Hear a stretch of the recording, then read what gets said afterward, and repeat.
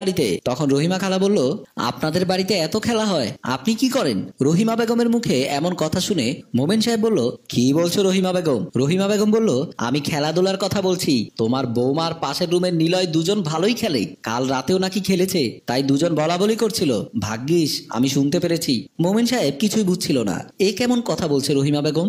রহিমা বেগমের অদ্ভুত কথা শুনে সে বলল, আমাকে একটু বুঝিয়ে বলো তো। তখন রহিমা বেগম বলল, তোমার বৌমা পরকিয়া শুরু করেছে, তাও আবার পাশের বাড়ি নিলয়ের সাথে।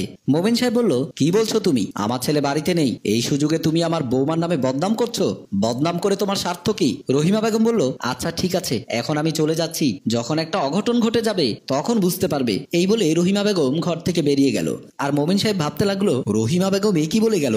আমার বৌমা কি এরকম করতে পারে? মোমেন সাহেবের যেন বিশ্বাসই হচ্ছে না, তার নামে কেউ বদনাম করে যাবে। মিনু মোবাইলে কার সাথে যেন কথা বলছে, আর খুব হাসাহাসি করছে, এমন মনে হচ্ছে খুব আপনজনের সাথে কথা বলছে। দরজার পাশ দিয়ে উকি মেরে দেখছিল মোমিন সাহেব। দেখে মনে মনে ভাবলো, রহিমা বেগম যা বলে গেল তাহলে ঠিক।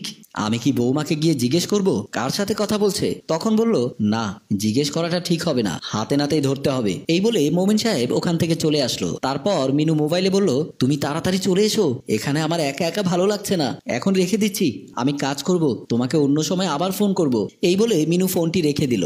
রহিমা বেগম খাবার টেবিলে ভাত খাচ্ছে, কিন্তু তার পেটে ভাত যাচ্ছিল না। কি করে যাবে? সে তো তার কাজ হাসিল করতে পারেনি। রহিমা বেগম ভাবছে, কি করছে ওরা, ওদেরকে হাতে নাতে ধরতে হবে।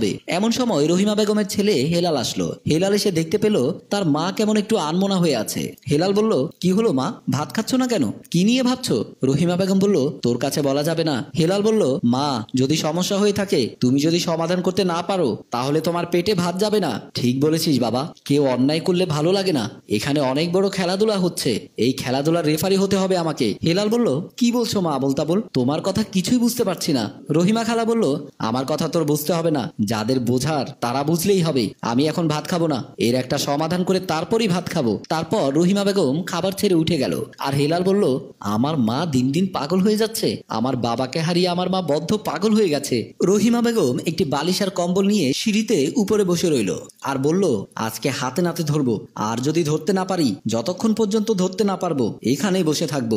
এসব কথা ভাবতে ভাবতে নিলয় ঘর থেকে বেরিয়ে মিনুর ঘরে গেল।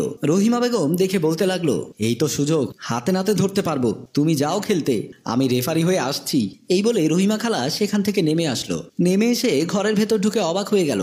দেখতে পেল হেলাল, নিলয়, মমিন সাহেব ও তার ছেলের বউ মিনু, তারা চারজন বসে মোবাইলে লুডো খেলছিল। রহিমা বেগমকে দেখে মমিন সাহেব বলল, কি হয়েছে রহিমা বেগম, তুমি আমার বউকে হাতে নাতে ধরতে এসেছো? আমি জানি আমার বৌমা কি করে।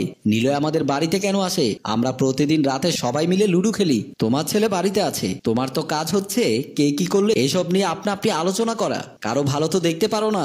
একটা কথা বলে দেই তোমাকে, কখনো কারো বিষয়ে বদনাম না করে ভালো কিছু করার চেষ্টা করো, তাহলে দেখবে সব কিছু ভালো লাগছে।